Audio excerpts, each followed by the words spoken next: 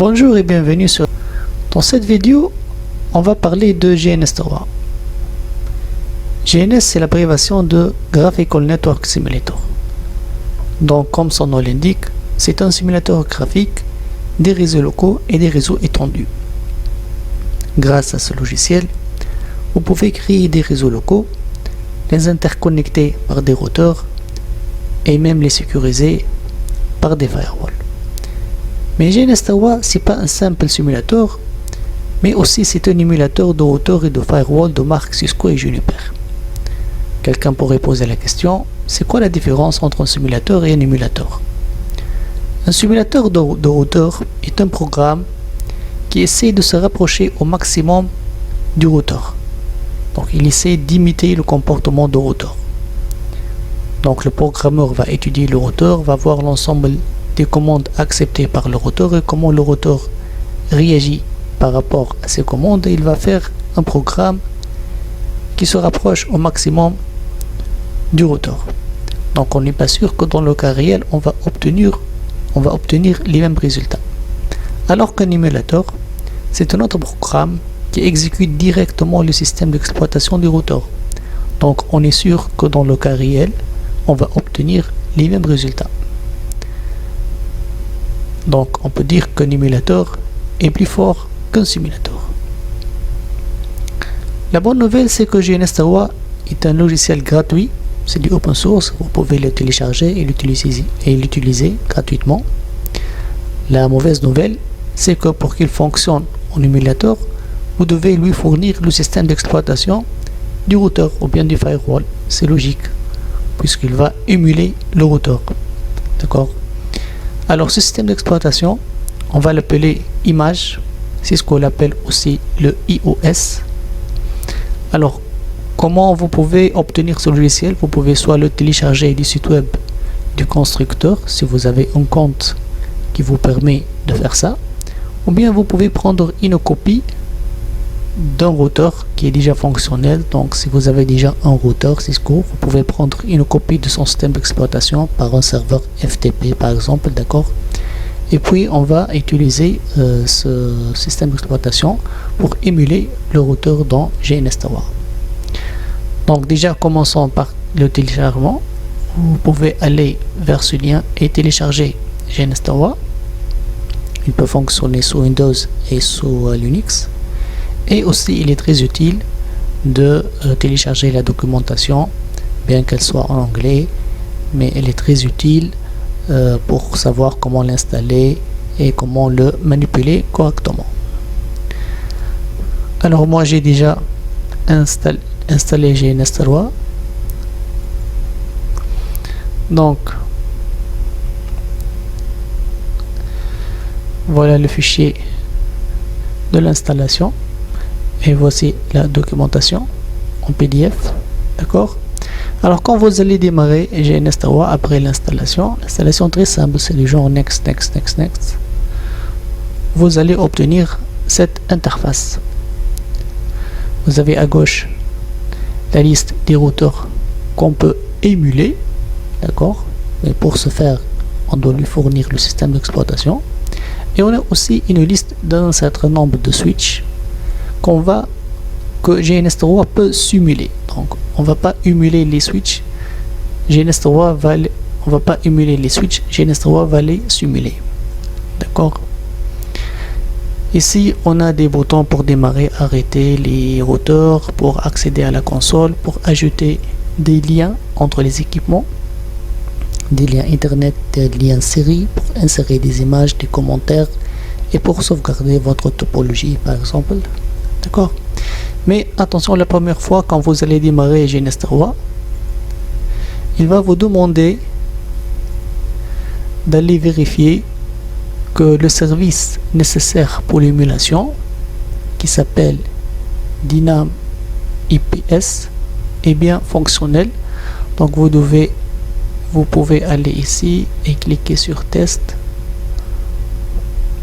pour s'assurer que le service a bien démarré, d'accord. Donc c'est bon, et il vous demande aussi de lui fournir le système d'exploitation du routeur que vous allez utiliser, chose qu'on va faire à la fin de cette présentation.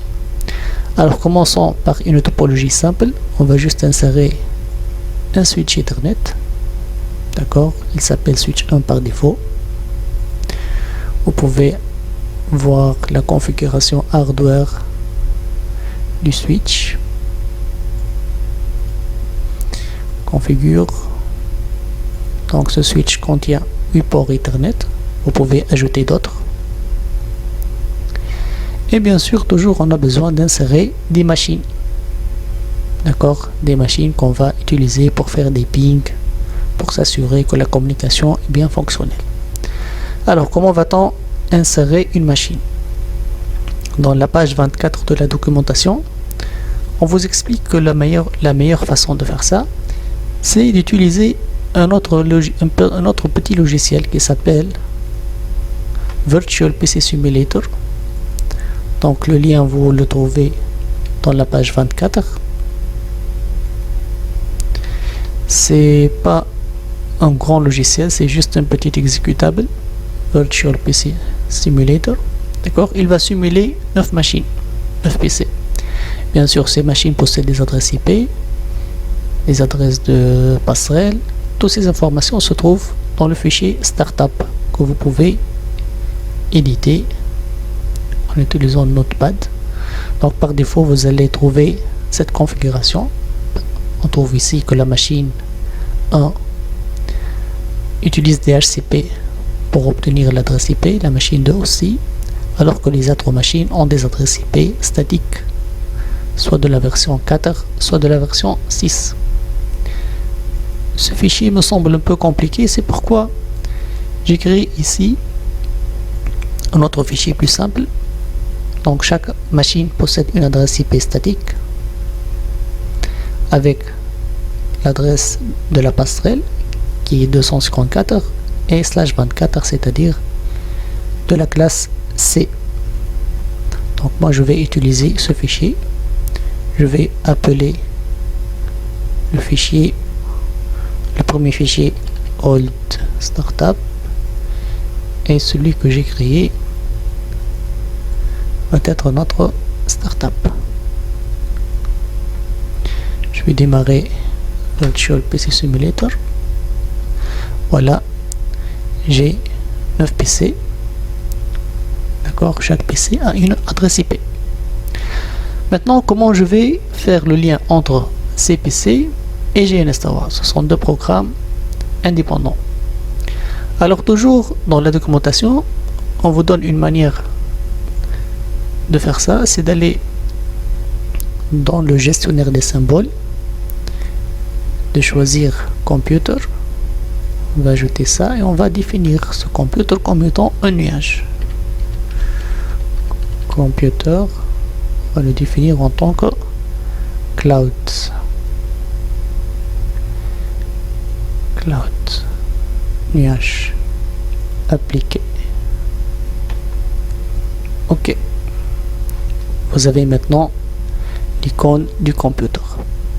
Alors on va insérer un premier computer et un deuxième par exemple, d'accord. Maintenant, comment va-t-on relier ces icônes qui sont définies en tant que nuage par rapport à nos machines? En fait, ici, si vous allez taper show, vous allez obtenir plus d'informations sur ces PC. On vous dit que chaque PC envoie ses données sur le port, par exemple ici pour PC1 sur le port 30 000, et il est en écoute sur le port 20 000. Ce sont des ports UDP, d'accord, sur lequel sont en écoute ces machines. Donc PC1 par exemple, il envoie sur 30 000 et il reçoit sur 20 000. On va essayer de définir ces informations au niveau de C1. Donc clique par le bouton droit, configure. D'accord. Là au niveau de NIO UDP, donc le port local c'est 30 000. Désolé, ici c'est en arabe. Et le port distant c'est 20 000. Ce sont les ports. Alors ce qui était ici local devient ici distant. et ce qui était ici distant devient ici local, d'accord? C'est logique, émission dans la réception. Et donc on va ajouter ça. Allez-y.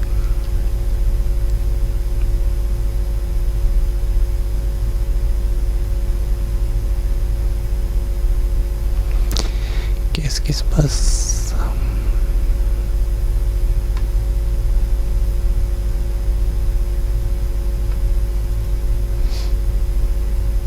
Add, voilà, c'est fait. Ok, et on va faire la même chose pour la deuxième machine. Alors la deuxième machine, et on écoute sur 20 001 et on l'envoie sur 30 001. Donc ici on doit ajouter un, ajouter, voilà, 20 001 et 30 001, ainsi de suite. Vous pouvez ajouter jusqu'à 9 PC. D'accord. Maintenant on va connecter ces ordinateurs au switch. On a besoin d'un lien Ethernet par exemple. Add link Fast Ethernet, voilà, sur le port UDP vers le switch 1, c'est fait. Même chose pour C2. Voilà, maintenant nos ordinateurs sont bien connectés sur le switch 1. Normalement PC1 peut faire un ping sur PC2. Ici je suis sur PC1, je vais faire ping sur l'adresse de PC2, ping 192.168.2. voilà, j'ai la réponse. On vous explique aussi qu'il est aussi possible de relier la carte réseau de votre machine au switch. Il suffit d'insérer un nuage, d'accord, toujours dans la configuration du nuage. Il va détecter ici dans la première tabulation votre carte réseau. Si vous avez plusieurs cartes réseau, vous pouvez choisir la bonne, l'ajouter. Ok. Maintenant on va ajouter un lien entre votre carte réseau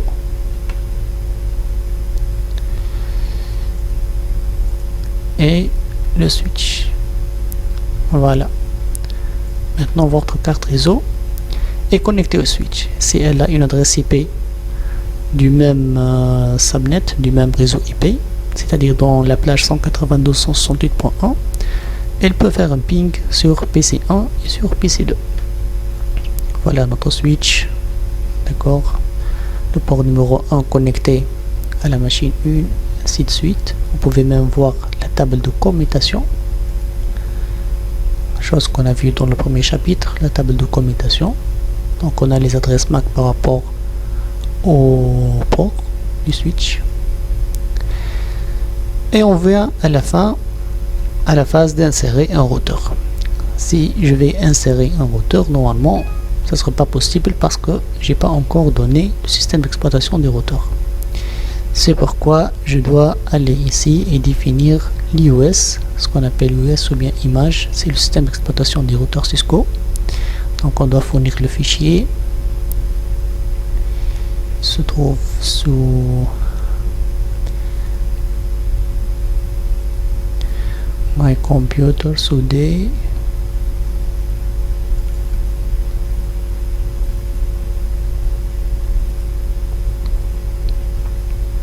sous GNS3, c'est un fichier .bin 3660 open. Voilà, il a détecté automatiquement la plateforme, le modèle, et je vais cliquer sur Save. Allez-y.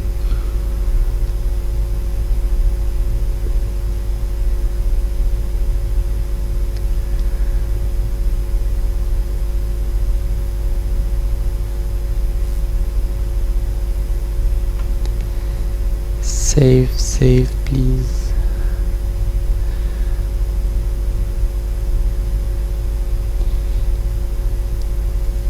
Save.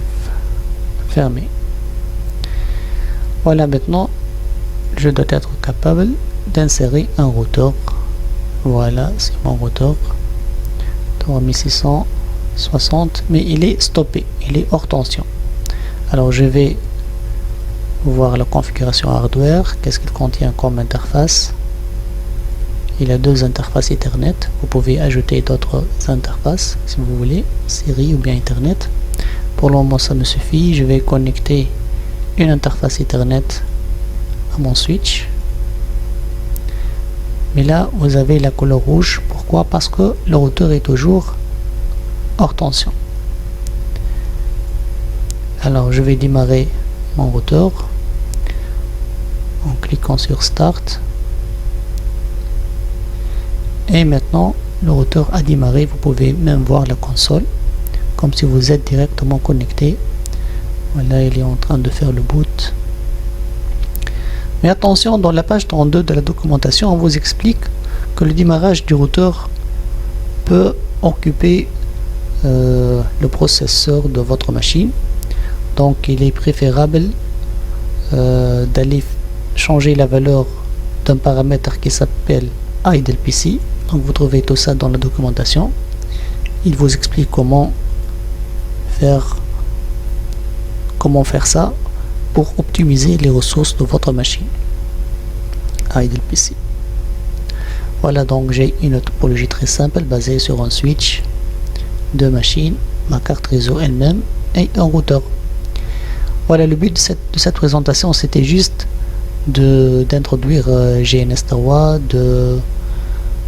parce qu'après dans la suite du cours, il se peut qu'on va l'utiliser pour simuler des aspects du réseau LAN ou bien des réseaux WAN. J'espère que vous allez le télécharger et l'utiliser, et surtout j'espère que vous serez capable d'obtenir un système d'exploitation d'un routeur Cisco par exemple ou bien Juniper. Je vous remercie pour votre attention. Merci, au revoir.